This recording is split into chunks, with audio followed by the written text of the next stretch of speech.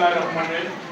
উপস্থিত আছেন মাদ্রাসা প্রতিষ্ঠাতা ডাক্তার মোহাম্মদ জসিমউদ্দিন সাহেব, ইয়াসিন বক্সটা বাজে ছাত্র মাদ্রাসা কমিটিবৃন্দ এবং অভিভাবকবৃন্দ, শিক্ষক মণ্ডলী এবং ছাত্র ছাত্রীবৃন্দ, আসসালামু আলাইকুম ওয়া রাহমাতুল্লাহ। ওয়া আলাইকুম আসসালাম ওয়া রাহমাতুল্লাহ।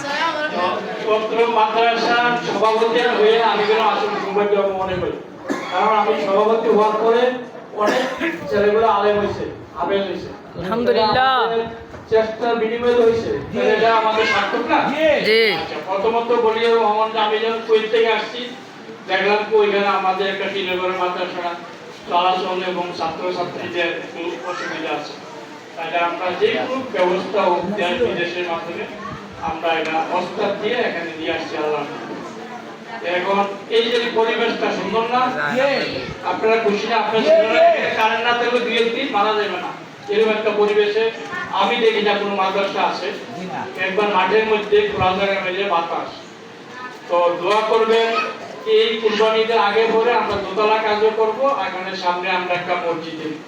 আবার আমি একটা নিয়োগ করছি ওনার কবরস্থানে এলাকাটা বাদ দিয়ে দেওয়াল দিয়ে এখানে একটা ঘর উঠানো, 3 বিল্ডিং, 2টা রুম দিয়ে পাকের রুমের মতো, যাতে আমরা ওই বাড়িটার সাথে আমাদের সম্পর্কটা একবারে ছিন্ন হয়ে যায়, ছেলেগুলো যাতে খাবার টাবার, মসজিদ মাদ্রাসা, লেখাপড়া সব এলাকা এই পরিবেশ হইতে পারে। 1 নম্বর কথা। 2 নম্বর কথা, যেন একজন শিক্ষক যে আমরা রাখছি, মনে করেন না এভাবে আল্লাহর রাস্তায় দিয়েছি, আমরা সারা বাংলাদেশের থেকে কমপক্ষে 300 জনের মতো ইন্টারভিউ দিয়েছি, 315 জন, তারপরে আমরা বাছাই করছি 13 জন থেকে একজন রাখছি। আর এখন হচ্ছে যে শিক্ষকগুলো রাখবো এই মাদ্রাসার জন্য চ্যালেঞ্জ করে রাখবো, 12 জনের মতো আউট করছি, দরকার একদিন আবার 2-3 জন আউট করে দিই, যদি মাদ্রাসা লেখাপড়া না করে আসে যেন আবার একটা আউট করে আবার আগামী দিন দিয়ে।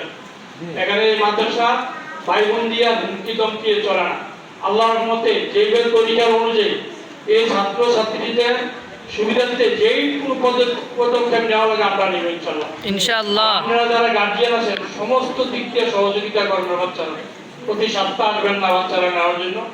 আর এখন মাদ্রাসা আপনারা ওইটা মনে করেন মাদ্রাসা একটা খরচ হইলেও এখন ব্যাংকের চেক আমি সাইন করে দিচ্ছিলাম, আমরা মাধ্যমে কমিটির মাধ্যমে ওইটা আছে, এখানে জসিম ডাক্তারের কোনো হাত নাই মাদ্রাসার টাকা পয়সা সমস্ত খরচপতি কমিটির মাধ্যমে হইতে আছে।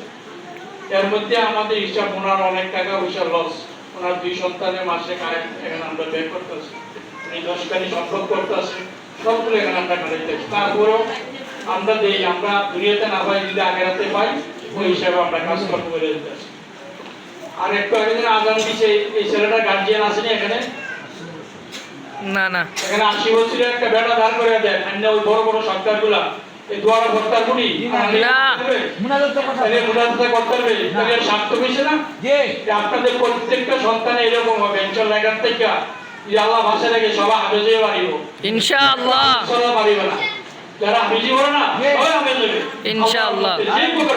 তাইতে 12টা একটা আমি রাতে 2টা পর্যন্ত বাংলার কাজ করতে আছি, তাইতে দেখতে ও দর্শককে আমরা ফোন দেই কমিটির সদস্যদের বাবার নাম কি, আপনাদের বাবার নাম কি, মুখের বাবার নাম কি দেই দেই, এরকম ভাবে আমরা ওখানে সমাজসেবক অফিস খুলিলে আইতে একটা কাজ করা রেজিস্ট্রেশন করাইছি। আর মাদ্রাসাটা দোতলা হইলে আপনারা দোয়া করবেন, সহযোগিতা করবেন। আর মসজিদে এখানে হয়ে গেলে আমাদের একটা শান্তি ঘরটা গেলে বাকি ঘরটা হ্যাঁ ছাত্র দেওয়ার জন্য হ্যাঁ।